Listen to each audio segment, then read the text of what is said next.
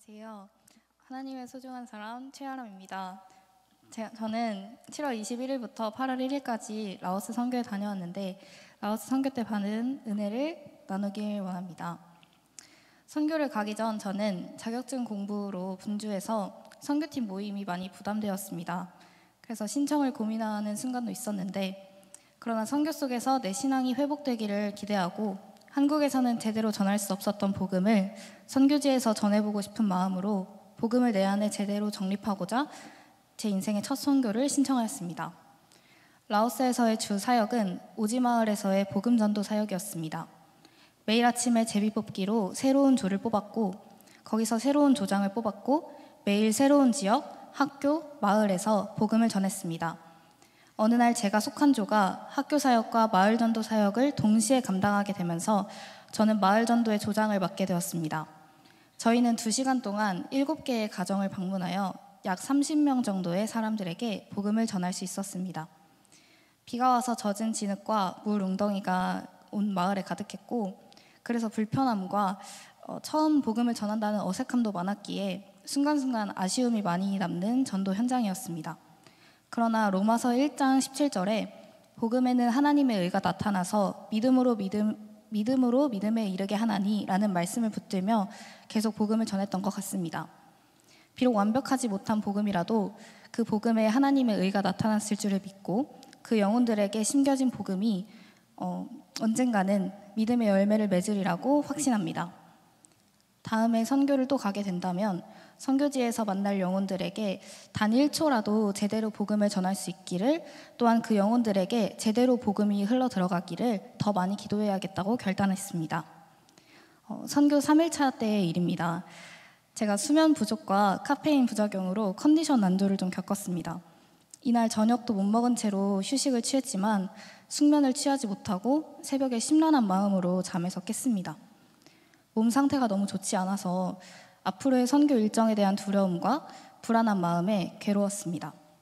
그 새벽에 누군가에게 도움을 요청할까 생각도 했지만 누군가의 도움보다는 내가 하나님 앞에 나아가서 기도하는 것이 가장 좋은 것이라는 생각이 들었습니다. 그래서 바로 그 자리에서 하나님을 찾았습니다. 나의 괴로운 심정을 하나님께 솔직하게 아뢰었습니다. 하나님, 내가 괴롭습니다. 무언가 불안한 마음이 자꾸 생깁니다. 이렇게 10분 정도 기도했을 때쯤 하나님께서 제게 시편 23편 말씀을 주셨습니다. 4절 말씀을 묵상하는 순간 엄청난 평안이 제게 찾아왔습니다. 내가 사망의 음침한 골짜기로 다닐지라도 해를 두려워하지 않을 것은 주께서 나와 함께 하심이라. 주의 지팡이와 막대기가 나를 안위하시나이다. 하나님께서는 엄청난 무기가 아닌 지팡이와 막대기만으로도 나를 안위하시는 분이시기에 내가 두려워할 것이 없다는 것을 알게 해주셨습니다. 또한 말씀으로 나에게 평안이 임했다는 것에 이 두려움과 걱정들이 모두 영적 공격이었음을 깨달았습니다. 고요한 새벽에 괴로움에 잠에서 깼지만 하나님께서 나에게 평안을 선물해 주시기 위해 새벽에 나를 찾아주신 것이었음을 깨닫고 하나님의 크신 사랑을 다시 한번 깨닫게 되었습니다. 이 계기로 지팡이와 막대기로 나를 안위하시는 하나님을 붙잡고 두려워하지 않는 법을 배웠습니다. 라오스 선교 속에서 하나님께서는 나의 마음과 중심을 돌아보게 하셨습니다.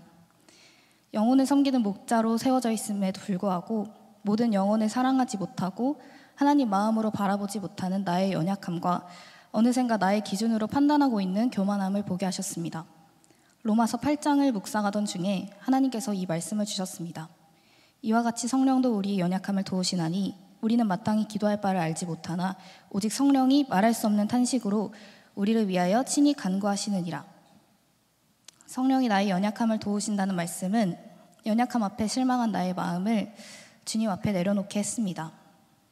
또 나는 마땅히 기도할 바를 알지 못하지만 성령께서 친히 나를 위해서 말할 수 없는 탄식으로 간구하신다는 것에 위로를 받았습니다. 그래서 나의 연약함을 발견해도 실망하거나 주저하는 것이 아니라 나를 위해 말할 수 없는 탄식으로 기도하시는 성령을 의지하면 된다는 것을 알게 되었습니다. 아직도 여전히 연약함이 많고 예수님처럼 사는 것이 어렵지만 나의 연약함을 솔직하게 아뢰고 성령을 의지하는 삶을 깨닫게 되었습니다. 라오스 선교를 돌아보니 하나님께서 때때마다 말씀으로 저를 붙들어 주셨다는 것을 깨닫습니다. 하나님께서 오늘도 저에게 말씀해 주실 것을 믿습니다. 제가 말씀 앞에 깨어서 한국에서도 말씀을 통해 매일 회복되고 하나님을 누리며 살기를 소망합니다. 저는 현재 공인노무사 시험을 준비하고 있습니다. 처음에는 단순히 돈을 많이 번다는 점과 또 대학에서 법과 행정을 전공해서 공부가 해볼만 하겠다라는 현실적인 계산에 의해서 시작을 하게 되었는데, 그러나 공부를 하면 할수록 노동 현장에 있는 힘없는 노동자들을 도우라는 마음을 주셨습니다. 선교를 가기 전에 저는 비전의 말씀으로 사도행전 20장 35절 말씀을 받았는데요. 범사에 여러분에게 모본을 보여준 바와 같이 수고하여 약한 사람들을 돕고 또 주 예수께서 친히 말씀하신 바 주는 것이 받는 것보다 복이 있다 하심을 기억하여야 할지니라 라는 말씀입니다. 나의 수고로 힘없고 돈 없는 약한 노동자들을 돕고 싶다는 마음이 강하게 들었습니다. 라오스에서 오지마을 전도를 마치고 저녁을 먹다가 김진환 전도사님께서 저에게 이렇게 말씀하셨습니다. 본인 돈 많이 벌어서 제 사역에 후원해 주세요 라고 장난스레 말씀하셨는데, 제가 한 번도 생각해보지 못한 말을 제 입에서 내뱉었습니다. 그럼요 전도사님, 저 대한민국 탑3 안에 드는 노무법인을 세울 겁니다. 저는 이 말을 내뱉고 내가 왜 그랬지 싶었습니다. 하지만 믿음으로 저의 비전을 선포한 것이구나 라는 깨달음을 얻었습니다. 저는 여기서도 믿음으로 선포해 봅니다. 약한 노동자를 돕는 노무사가 되겠습니다. 저를 찾아오는 노동자들을 영혼으로 바라보고 그들에게 복음을 전하겠습니다. 그리고 5년 차에 개업을 해서 40대에 대한민국 세 손가락 안에 드는 노무법인을 세워서 주 예수께서 친히 말씀하신 바 주는 것이 받는 것보다 복이 있다 하심을 기억하며 세계 선교의 물질을 흘려보내는 하나님의 소중한 사람이 되겠습니다. 공부하는 동안도 말씀과 기도에 깨어 하나님과 동행하며 하루하루 최선을 다하는 삶을 살기로 결단합니다. 라오스에서 하나님께 받은 은혜와 깨달음을 잊지 않고 제가 어디에 있든 복음을 전하는 자로서 정체성을 지키겠습니다. 그리고 주님의 마음으로 영혼을 바라보고 하나님께서 맡기신 자리에서 주님의 뜻을 이루는 도구가 되겠습니다.